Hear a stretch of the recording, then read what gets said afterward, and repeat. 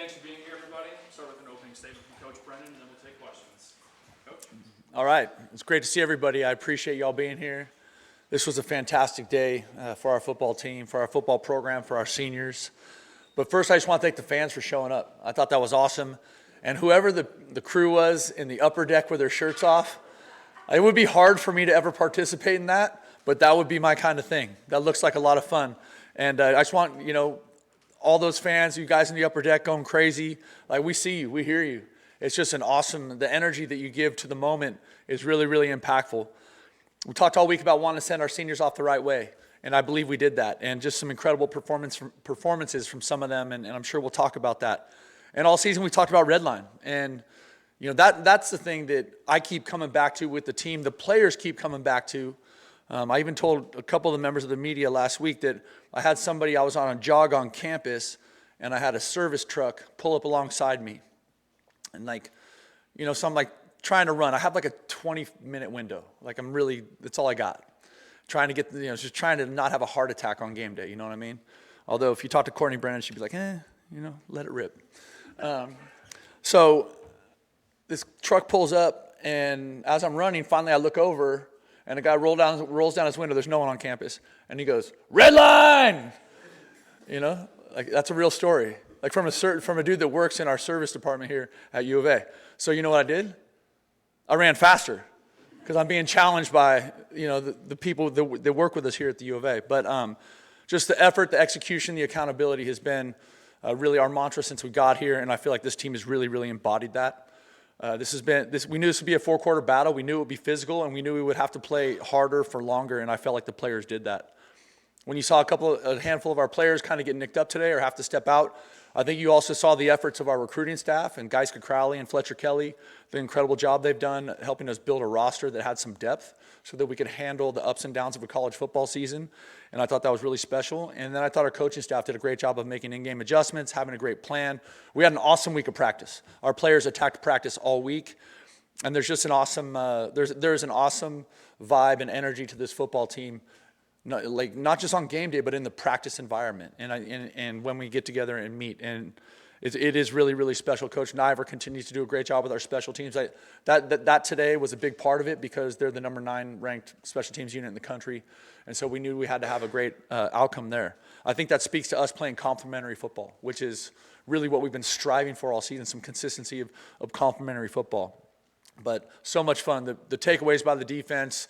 The balanced attack by our offense. It was just a really awesome day in Casino del Sol Stadium, and a really special day for our seniors. And I'm honestly, I'm so thankful, going into this next week here, Thanksgiving is such a big holiday.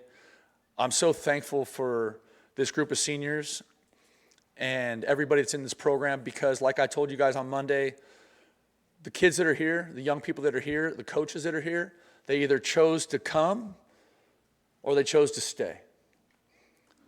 But all of them made that decision because they believed in the University of Arizona, and they believed in our coaching staff, and they believed in the people that are part of this program here, players and coaches. And so, I'm fired up. Bear down. Let's go. Let's go. I'll take your questions now. Thank you, Coach. Justin and then Michael. So that fourth quarter avalanche kind of got started by Trayon Stukes' interception. What did you think about him having that moment considering it's his last home game, and just how did that fourth quarter just kind of happen for you guys? Trayon Stukes is literally one of the best football players I've ever been on a field with.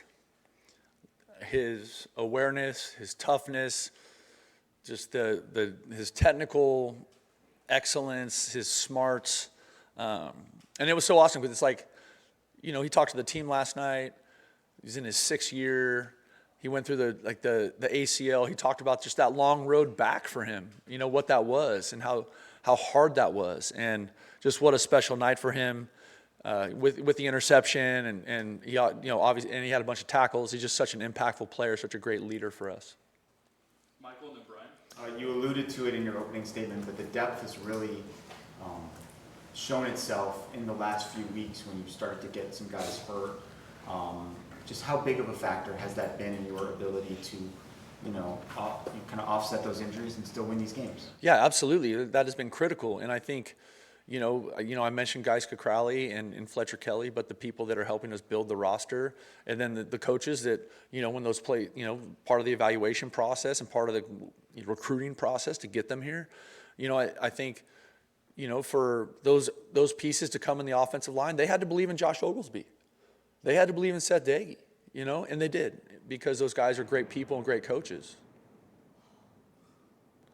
Wow. I'm glad the game's over. But yeah, so I think that's just such a big part of it. And so much of that is really what we want to get to, or what we're in the process of building, is a program where it's a developmental program that we're hopefully able to fill in with, high-level portal pieces where the development of what's there is not quite ready to play yet. Right? And so to me, that's how we build this sustainable, successful, winning program at the University of Arizona, is doing a great job of recruiting and developing high school players that are in your program for 2, 3, 4 years, and then also finding players that want to be here, that are tough and love football, that fit our culture and fit Redline. Brian and then Jason. These past 2 games, Chris Hudson's had 17 catches, 259 yards. I think there was a stretch there where 9 of his 12 catches were either a first down or a touchdown. Can you just speak to how much he has kind of grown into a go-to guy when for a while it looked like you guys couldn't find who that would be? No, yeah. I think Chris is a player that we were hoping would have this kind of impact every week, all year. I think he's finally healthy, and I think he's getting really comfortable, and his chemistry with Noah is developing, like in game. And so you're seeing that ball start to find him more often. I'll tell you, I don't want him to take his helmet off when he scores a touchdown. I like the touchdown, not the helmet off. You know what I mean?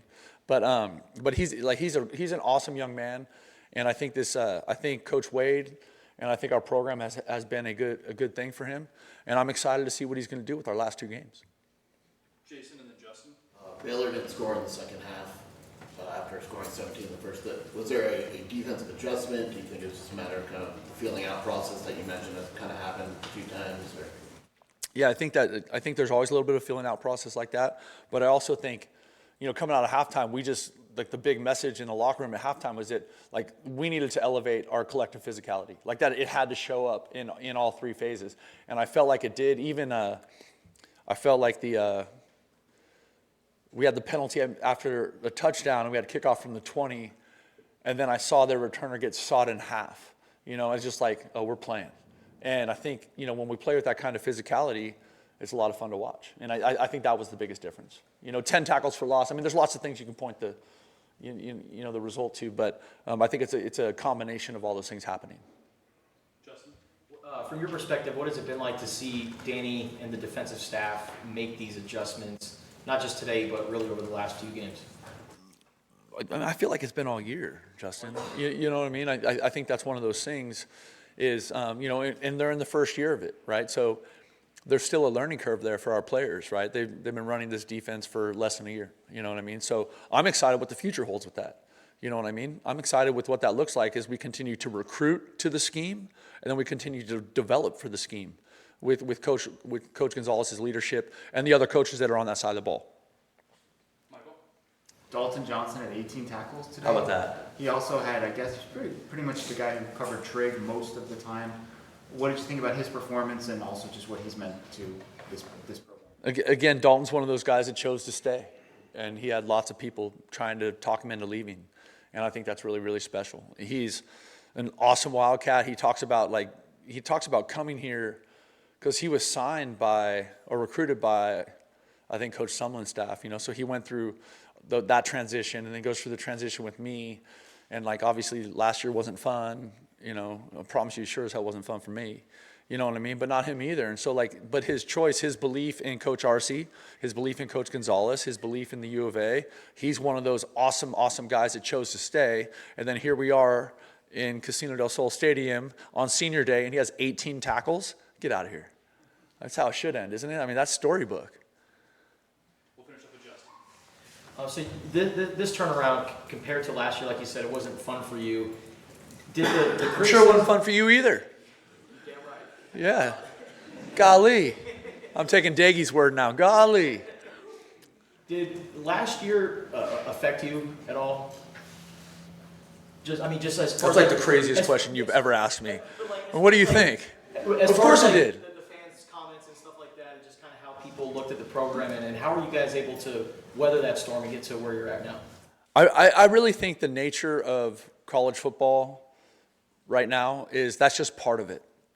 That's just part of it. You know what I mean? And I think the trick or what you're trying to do, because like I'm a grown up, right? You know what I mean? So like I'm not going to get caught up in things I don't control. But it's hard for your players. Like you and I have talked about that before. It's hard for them when someone can hit them on Twitter. Like everyone has access to our players now. So if you're 18-year-old freshman, you know what I mean? Or you just missed a kick, right? And then you go get on your phone after a win and 5,000 people are on your head telling you a bunch of nasty stuff, you know what I mean? So I just think you had two questions there. Number one, did last year affect me? Of course it did. It affected all of us. But I also think it motivated us to make the decisions and the moves we had to make to give us a chance to build this team. And that's what I'm excited about. I'm so proud of this team. The players, the coaches, our strength staff, our recruiting staff, like everybody that touches this program. I mean, it speaks to the alignment that we have at Arizona right now, and that is special. That is really special. And I promise you that does not happen everywhere. But it's happening here right now. Thank you, everybody. Bear down, baby!